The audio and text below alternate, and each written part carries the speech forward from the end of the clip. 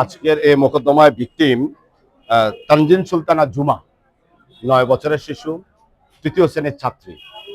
School থেকে class করে ফেরার পথে এই যে আজকের যে আসামি মফিজুল ইসলাম মফু একটি ধান খেতে নিয়ে নির্মমভাবে দর্শন করে হত্যা করেছে।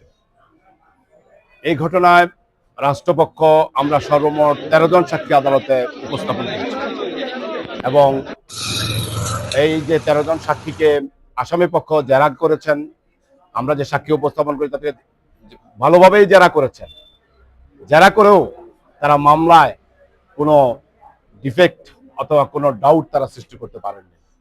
কুমিল্লার নারী ও শিশু নির্যাতন দমন ট্রাইব্যুনাল 1-এর বিজ্ঞ বিচারক জনাব ইয়াসিন আরাফাত রাষ্ট্রপক্ষের বক্তব্যে সন্তুষ্ট হয়ে আসামিকে 9-এর 1 ধারা সহ মৃত্যুদণ্ডে 9-এর 2 ধারায় সর্বোচ্চ শাস্তি মৃত্যুদণ্ডে দণ্ডিত করেছেন। পাশাপাশি 2 লক্ষ টাকা জরিমানার আদেশ প্রদান করেছেন।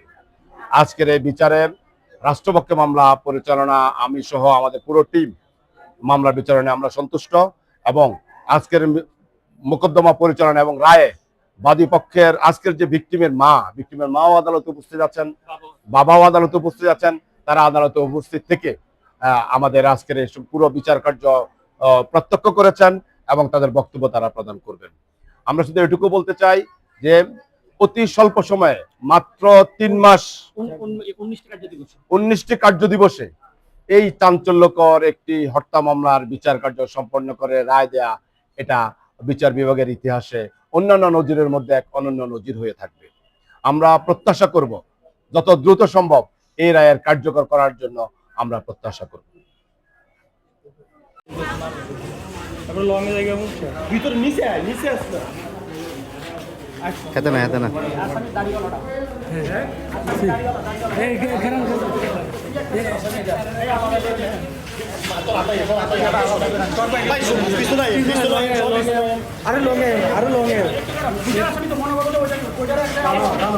তুমি আরো পিছিয়ে